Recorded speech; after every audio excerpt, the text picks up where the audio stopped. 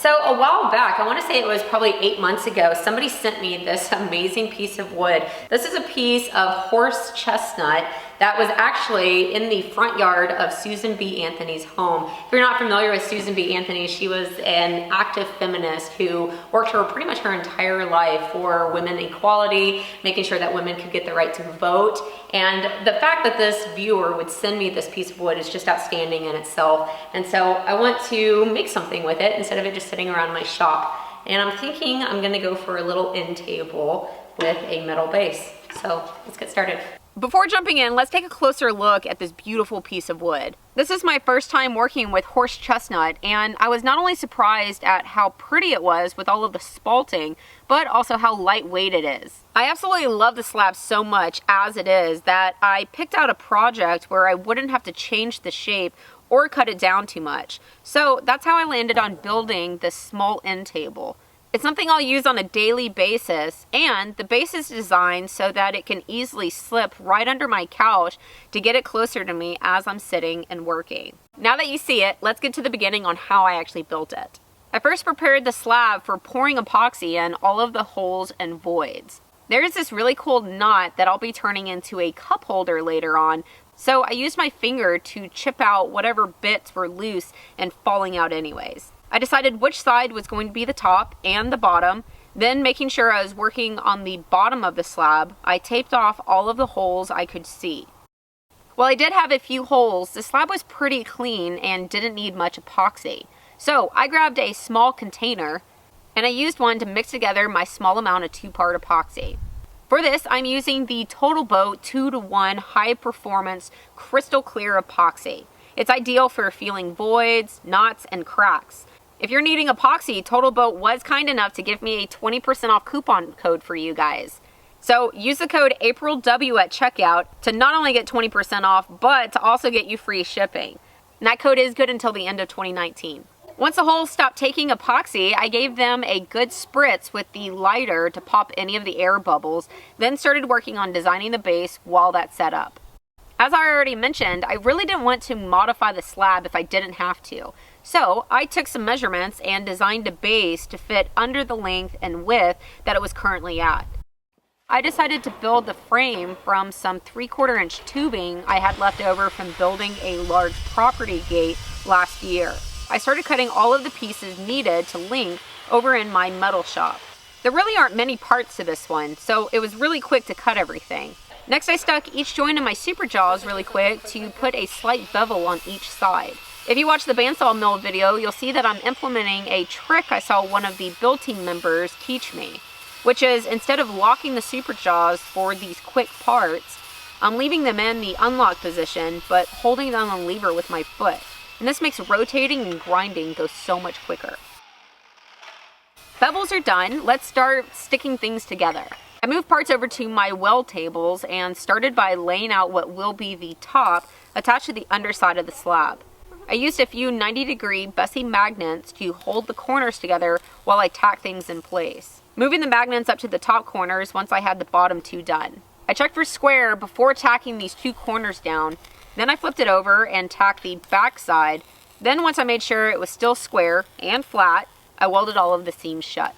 After knocking that one out quickly, I repeated the same process for the rectangular base that will be setting on the floor. Next, I wanted to cap off the ends of all of the square tubing, and I didn't have any flat bar material on hand, so what I did is took some of the 3/4 inch stock and used a portable bandsaw to cut off one side to pretty much create flat material to weld onto the end. You can see the self-adjusting armor tool clamps coming in handy for quickly flipping it around and gaining access to the other side. And of course, also holding it securely while I work on it. For this, I always throw in a 40 grit flat disc to make quick work of this task. I love these Diablo quick change discs because unlike traditional discs, these don't require any tools or hardware for taking off or putting on the disc. You simply grab the grit you need, thread it on and off with a gloved hand, then use the arbor lock to tighten it down or loosen it up. After I got all of the sides and corners and everything else looking nice and smooth, I marked off where the verticals needed to be placed. These will be the joints that connect the bottom to the top, and really the only important thing here is that they are centered on both rectangles, which are of course not the same size. I stuck the first one in place with a few tacks, then measured and positioned the other one. After verifying that they were at a 90 and in the right location, I finished welding the seams. I stuck the top in place with a few magnets, lined up the first vertical to my mark, and tacked it in place. Then, to get the second one to its mark, I used a clamp to spread it apart and hold it in place while I tacked it down. And the base is just about done. The last thing I did before painting was grind down smooth all of the joints I just completed. I moved a box over to my table in order to get some additional height on the project. I didn't just grow 18 inches, if you're wondering. If you're interested in building this project, I do have a free download of my base over on my website. Next, I moved the unit outside and gave it a few coats of black paint. Then, while that was drying, I moved back to the slab because it was now done drying from the first epoxy pour. However, there is a slight crack right in the live edge that I also wanted to stabilize with epoxy. With it being right on the edge, I ended up damming up around the crack with tape, and this worked really well. Then I left it to set overnight so that by morning it was all cured and ready for me to take off the tape and start sanding things down. I moved my dust collection cart over to my workbench and started with my large ROS with an 80 grit pad on it to quickly remove the built-up epoxy. Once I had it pretty flush, I switched over to a 120 grit pad to clean up the entire flat surface of the slab.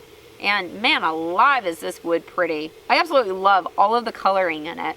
When it came to cleaning up the epoxy on the live edge portion, I first used a chisel and then switched over to my palm ROS, which I used to finish sanding the entire edge, which I'm really glad I did. Oops. Sorry about that poor focus, folks. Nobody wants to see sanding anyways. Okay, for the cool knot, I used a water bottle to get a gauge on how big the diameter needed to be, then used a compass to pencil on a guideline so I could carve out the material. Next, I put a bit in my router and started cutting out the holder. The Triton router I'm using can either be a fixed base or a plunge base router.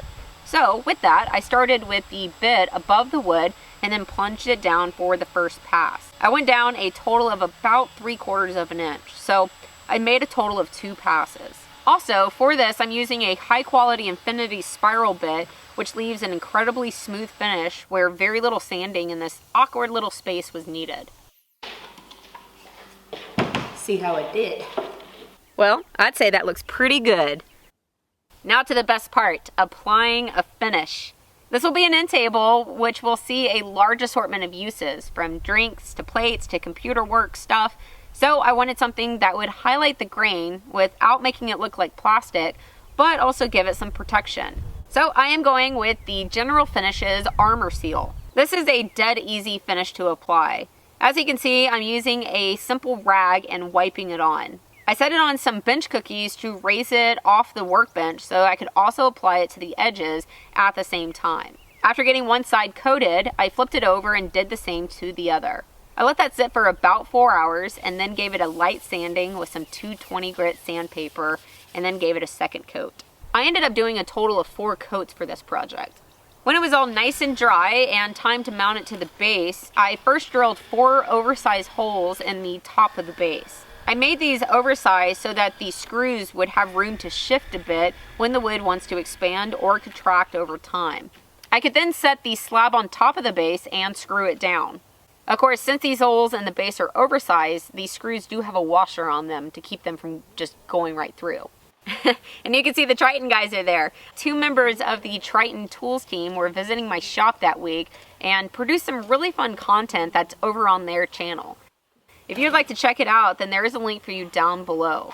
You can also see that I tore into my wall. No, I'm not rebuilding already. That's actually just another project I started while they were visiting, and you'll see that in my next video, so stay tuned. And that's it. Really simple project, but it should be pretty functional for me. So this is my Chase Lounge, where I do about 90% of my computer work if I'm at the house. With the base designed the way it is, the bottom can slip under the couch so that the top can be moved in closer to me. And it looks like the dogs approve of it.